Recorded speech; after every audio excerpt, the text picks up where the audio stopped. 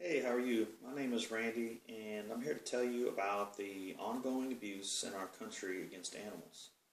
Um, Animal cruelty issues in our nation is at an all-time high, and together we could stand as a united front and create a loving, welcoming home for all animals.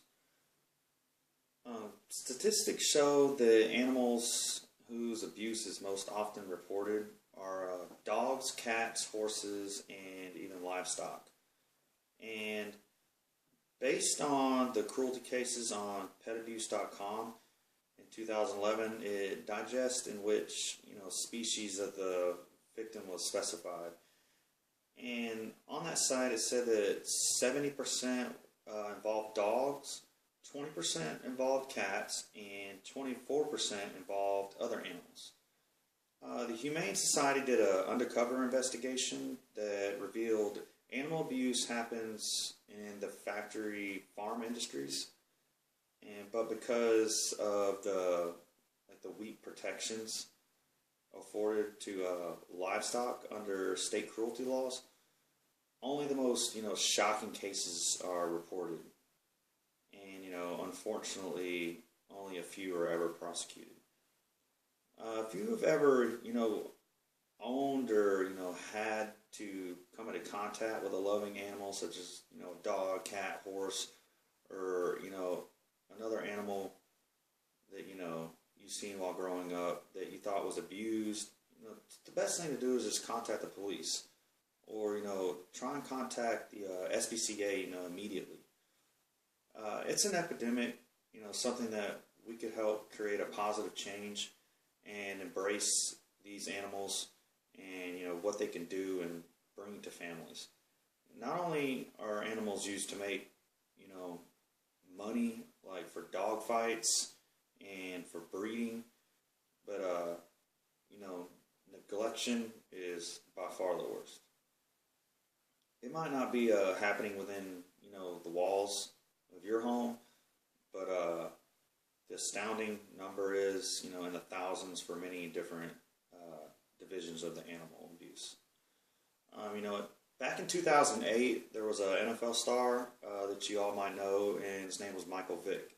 And if you remember, he was arrested, for dog abuse and, for dog fighting and kenneling and having a dog fighting ring at his house. And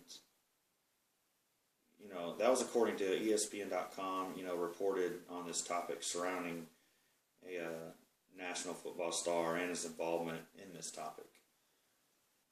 There was many players from different teams that, stood hand in hand to raise the awareness on this topic.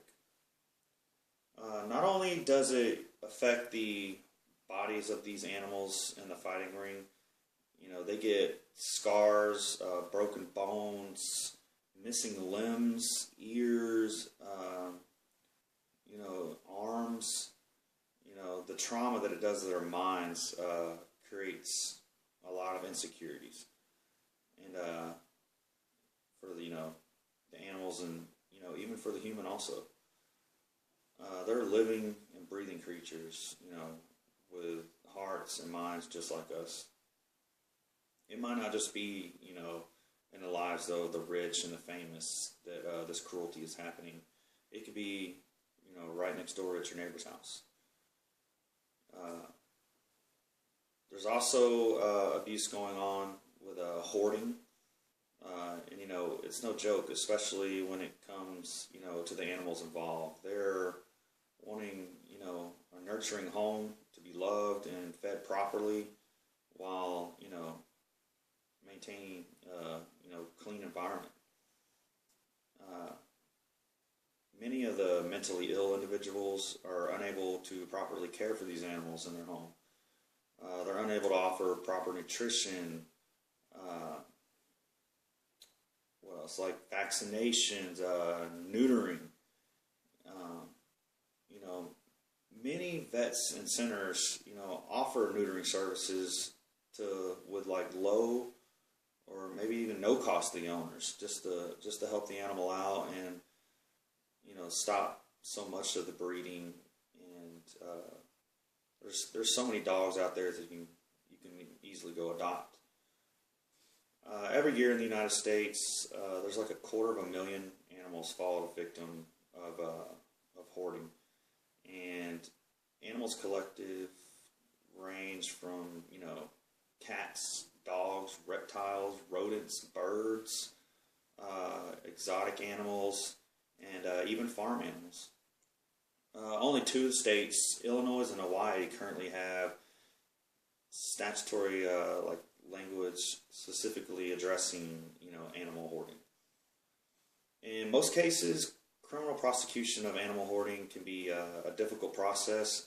It may not be the most effective route, since hoarding and hoarders are often they're emotionally troubled rather than criminally inclined. There's probably around about 250,000 animals that fall victim to animal hoarding annually. Donating to companies like the ASPCA can help with finding these animals homes that they could be in, that are the right homes, that they could have a family and love they need. There's a lot of other forms of animal abuse, such as bird fighting, greyhound racing, slaughtering of animals, and etc. The list is just too long for comfort. The well-being of these animals are not being accounted for. They're just used for either sheer entertainment or for profit reasons. Whether it's mental health related or the group of individuals do not know better, something has to change.